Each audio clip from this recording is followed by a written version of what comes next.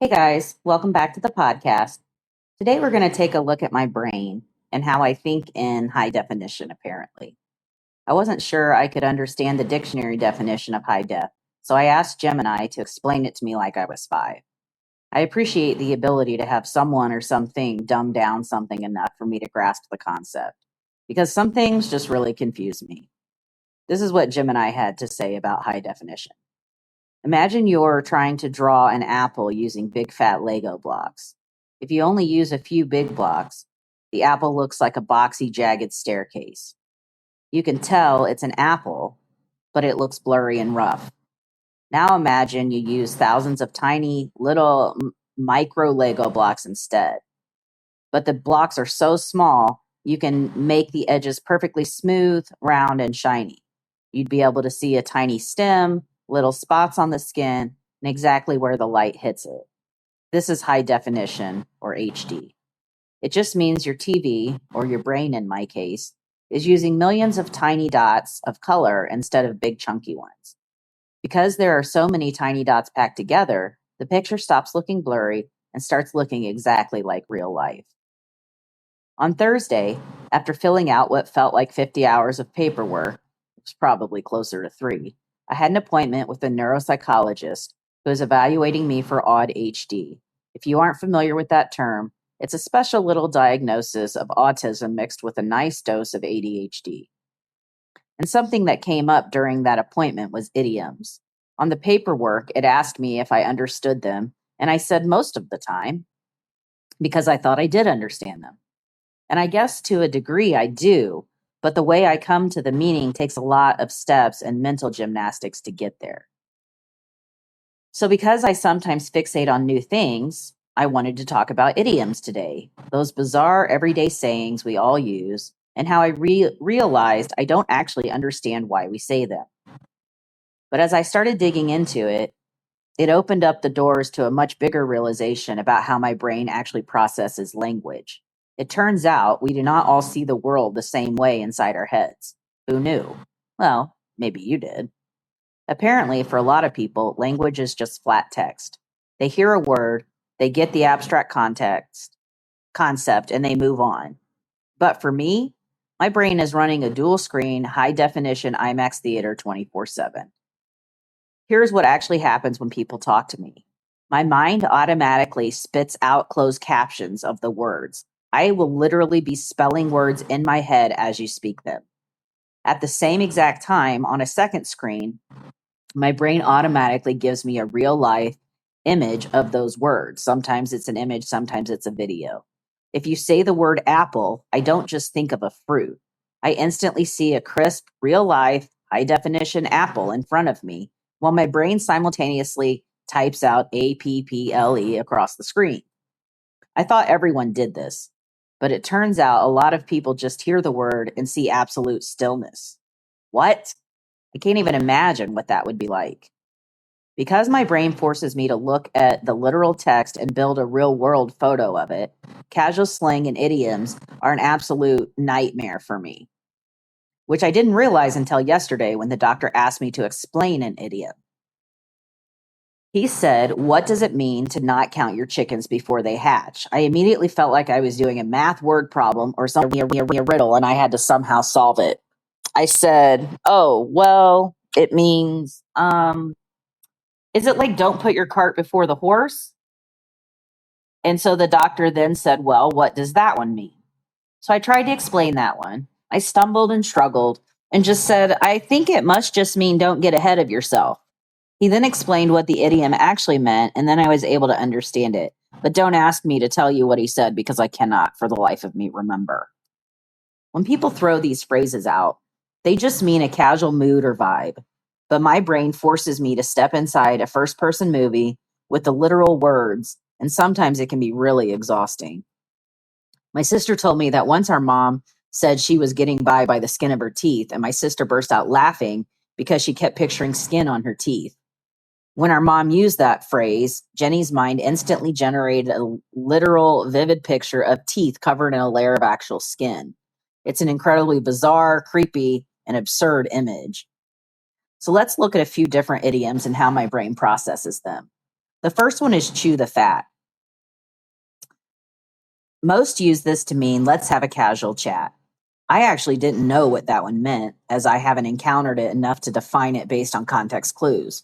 But when I hear it, my brain immediately creates a very detailed close up of a mouth chewing on gross fat on a piece of meat. How do some of you eat that? The texture alone makes me gag. I can feel the texture in my mouth and it physically makes me anxious. So I have to just frantically skip past it. Okay, pull someone's leg. Most people mean just kidding, but I see myself physically reaching down, grabbing someone's ankle and pulling it. And the logical side of my brain is screaming, why am I doing this? This is weird and aggressive. How does this mean teasing? Or how about spill the beans? This means to accidentally let a secret out.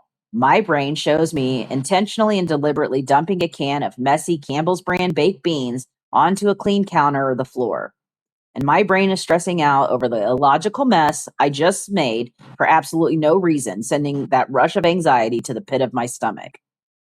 Now, hearing all this, you might think I just tolerate language or find it annoying. But the funny thing is, I have actually always deeply loved words. I'm a writer at heart, after all. When I was in high school, I used to collect quotes that I loved. I kept them all in a physical binder, completely unsure of what I would ever do with them, but knowing with absolute certainty that I needed to possess them and keep them close. They meant something very special to me. To my brain, those quotes weren't just abstract ideas. They were beautiful, perfectly put together structures. I also took an etymology class in high school, which is just a fancy word for studying the history of words and where they actually come from. And let me tell you, I love that class so much. I found the history of words fascinating just as much as I found it confusing, as history has always confused me. But I loved that class. It stands out as one of my favorite classes in high school. And as I've been doing this deep dive into understanding how I process things, I realize that my brain craves logic, order, and structure. Idioms frustrate me because they're messy and random and they make no logical sense. But etymology, that's the secret blueprint of language. It tells you exactly why a word exists and how it was built. And knowing the why of things is one of the most important things to me. So while my high definition brain gets completely tripped up by people throwing around sloppy modern slang, it thrives when it can look at the historical roots and architecture of a sentence. And because my brain thrives on that kind of structure, it makes sense that when a messy idiom does threaten to disrupt my mental space, my survival shortcut is to instantly link it to a deep story I've previously learned. Because these literal movies are so intense and make no logical sense, my brain developed a shortcut to survive. I try to skip the weird images entirely and link the phrase to a deep, meaningful story that I already know. So let's take, for instance, people who live in glass houses shouldn't throw stones. Most people think that just means don't be a hypocrite. I wouldn't have actually put those words to it because I got so distracted watching the movie in my head. When I envision it, I put myself inside the glass house. I see myself holding a heavy, cold rock, and I realize that if I throw it, I'm going to personally shatter my own safety, destroy the roof around me, and bring the whole thing crashing down on my head. My brain doesn't see a social rule, it sees an act of sabotage. It makes me uncomfortable, and so my brain instantly skips the glass house and connects it straight to scripture, specifically the verse about the plank in your own eye. It's the same logic. Why are you looking at the tiny speck of sawdust in someone else's eye when you have a literal log sticking out of your own face blinding you? Living with this high definition free for all in my head explains so much, including why I've had to deal with intense, intrusive thoughts my entire life. When a random negative what if worry pops into my visual brain, it doesn't just stay as a sentence. My brain instantly builds a full color horror movie out of it. And because it looks so real, it triggers real anxiety and a real physical reaction. I didn't fully understand the science of why this was happening years ago, but I knew the loops weren't good. So back in 2012, as God began to change my heart and called me out of the darkness I was living in, I made a deliberate choice to start practicing the biblical principle of taking every thought captive. I trained myself to become a guardian of my thoughts. The second a negative thought turned on the closed captions, I tried to catch it fast before the movie studio could finish building the terrifying scene.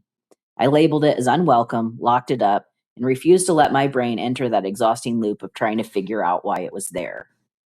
So if you hear me pause during a conversation, or if I seem to breeze right past a weird phrase, now you know why. I'm running a massive Warner Brothers like studio behind the scenes. I'm spelling the text, managing the photographs, capturing the rogue thoughts, and mapping everything to connected stories just to keep up with the casual flow of the room. It takes a lot of energy, but it's also what makes the world so incredibly rich, colorful, and deep. So the next time you tell someone to bite the bullet, take a second to think about the soldier in the field hospital actually doing it. Because somewhere out there, a visual brain is watching a whole movie play out just because you wanted to say, just do it. Thanks for listening today. Have a great week, and I'll meet you back here next week.